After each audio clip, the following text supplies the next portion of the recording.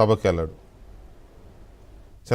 కేసీఆర్ గారికి ప్రతిపక్ష నాయకుడు హోదా ప్రజలు ఇచ్చినా ఆయన సభకి వెళ్ళాడు. జగన్మోహన్ రెడ్డి గారికి ప్రతిపక్ష హోదా లేదు కాబట్టి అది ఇస్తేనే వస్తానని ఆయన అంటాడు. అంటే అదొక వంక.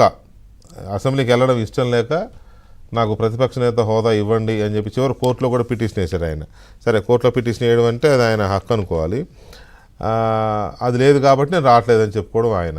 మరి కేసీఆర్ గారు ఎందుకు అపోజిషన్ లీడర్గా ఆయనకి హోదా ఉంది, 39 మంది ఎమ్మెల్యేలని ప్రజలు గెలిపించారు. సరే, ఉండేవాళ్ళు ఉంటారు, పోయేవాళ్ళు పోతారు, కానీ ప్రస్తుతానికైతే ప్రధాన ప్రతిపక్షంగా బీఆర్ఎస్ పార్టీయే ఉన్నది. బట్ ఆయన ఎందుకు పోవడం లేదు? ఇలా ప్రజల తరపున వాయిస్ చెప్పాల్సిన ప్రతిపక్షాలు అసెంబ్లీలోకి వెళ్ళకపోతే అక్కడ వాళ్ళు పార్టీలుగా ఉండేవి లాభం? ప్రతిపక్షాలుగా ప్రజల తరపున మాట్లాడాల్సిన వాళ్ళు మాట్లాడకపోతే ఆ వాయిసే లేనప్పుడు ఇంకా అంతే ఏకపక్షంగా అధికార పక్షాలే పనిచేసుకుంటాయి కదా. మా సభ్యులు లేరా, మా సభ్యులు మాట్లాడతారని బీఆర్ఎస్ నాయకులు అనొచ్చు. సభ్యులు ఉంటారు, ఉండరని కాదు. కానీ ప్రధాన ప్రతిపక్ష నేతగా మీకుండే ప్రయారిటీ వేరు. హౌస్లో మీరు చేయెత్తితే మీకు మైక్ ఇవ్వాల్సిందే స్పీకర్ గారు, మీకు ఆ అథారిటీ ఉంటుంది. మీ తర్వాత ఉపనాయకులు వాళ్ళు ఎవరున్నా వాళ్ళని అంత ప్రయారిటీ ఉండదు నిబంధనల ప్రకారం. సభానాయకుడు తర్వాత అత్యంత ప్రయారిటీ ఉండేది ప్రధాన ప్రతిపక్ష నేత. మరి ఆయన ఎందుకు వెళ్ళడం లేదు అనే దాని మీద క్లారిటీ లేదు. అదేమంటే కేటీఆర్ గారు అన్నారు, మీ మొహాలకు ఆయన ఎందుకు మేము చాలన్నారు ఆయన. మరి అలాంటప్పుడు ఆయన రాజకీయాలు ఉన్నారు కదా, ఉండి పోటీ చేసినారు. ఆయనే ఎల్పీ లీడర్గా, బీఆర్ఎస్ ఎల్పీ లీడర్గా ఆయనే ఎన్నుకున్నారు కాబట్టి ఆయనే ప్రతిపక్ష నేత. ఆయన రావాలి, అసెంబ్లీకి రావాలి, వచ్చి మాట్లాడాలి, సభలో ప్రజల సమస్యల మీద. పైగా ఇప్పుడు సభలో ఉన్న వాళ్ళందరూ ఒక రకంగా చెప్పాలంటే జూనియర్లు, నో డౌట్.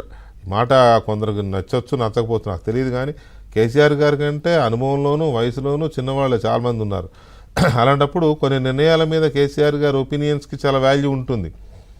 అది అంటే రాజకీయపరమైన విమర్శలు చేయాలని చేస్తే మనం చేయగలిగింది లేదు. కానీ ఆయన నిజంగా మనసు పెట్టి ప్రభుత్వం తీసుకున్న నిర్ణయాన్ని మంచికి మంచిగా, చెడుకు చెడుగా విశ్లేషిస్తే డెఫినెట్గా తెలంగాణకు అదనపు ప్రయోజనాలు జరుగుతాయి. మరి ఆయన ఆ రోల్ ఎందుకు ప్లే చేయడం లేదు? ఎందుకు మొహం చాటేస్తున్నారు అసెంబ్లీకి? తనకంటే చిన్నవాడైనా లేకపోతే తనతో బద్ధశత్రువుగా ఉన్న రేవంత్ రెడ్డిని ఆ సీట్లో చూడకూడదు అనుకున్నారా అంటారు. మరి కాబట్టి ముఖ్యమంత్రిగా ఉన్నాడు కాబట్టి ఆయన ముందు ప్రతిపక్షంలో కూర్చోవడానికి ఇష్టం లేక రావట్లేదని అందరూ అంటున్నారు. ఒకవేళ నిజమే, అదే నిజమా? అలాగే జగన్మోహన్ రెడ్డికి ముఖం చెల్లడం లేదు అసెంబ్లీకి రావడానికి. ఎందుకంటే చాలా గొప్ప కబుర్లు చెప్పి 151 మందిని గెలిపించుకొని ఇవాళ 11 మందికి పరిమితమై అక్కడ ప్రతిపక్షాన్ని ఫేస్ చేయలేక, లేకపోతే ఇక చేసిన అరాచకాలు, అవినీతి ఇవన్నీ చాలా ఉన్నాయి. రోజుకొకటి బయటికి తీస్తూ ఉంటే సమాధానం చెప్పడానికి ఫేస్ ఉండదు. అందుకని ఆయన మొహం చాటేస్తున్నాడా? ప్రతిపక్ష నేత హోదా ఎలాగూ ఇవ్వరని తెలుసు కాబట్టి దాన్ని వంకబెట్టి అది ఇస్తేనే వస్తా అనడం అనేది ఏ రకమైన ధర్మం? అది ప్రజల్ని అవమానించడము. ప్రజలు నీకు 11 సీట్లు ఇచ్చినప్పుడు ఆ 11 సీట్లతో వైఎస్ఆర్ కాంగ్రెస్ పార్టీ నేతగా ఉండి మీరు మాట్లాడవచ్చు, మీకు ఉండే అవకాశం మీకు ఉంటుంది. అవి ఎందుకు చేయడం లేదు? వీళ్ళు వెళ్ళకపోవడం వల్ల ప్రజలకు వస్తున్న నష్టం ఏంటి? సభల విషయంలో వీళ్ళకున్న నిబద్ధత కానీ, సభలంటే ఉన్న గౌరవం కానీ, రాజ్యాంగం అంటే ఉన్న గౌరవం కానీ ఏమాత్రం ఉన్నది అనేది చర్చిద్దాం ఒక చిన్న బ్రేక్ తర్వాత. ఆ రోజు బీజేపీని ఒక మాట లేదు.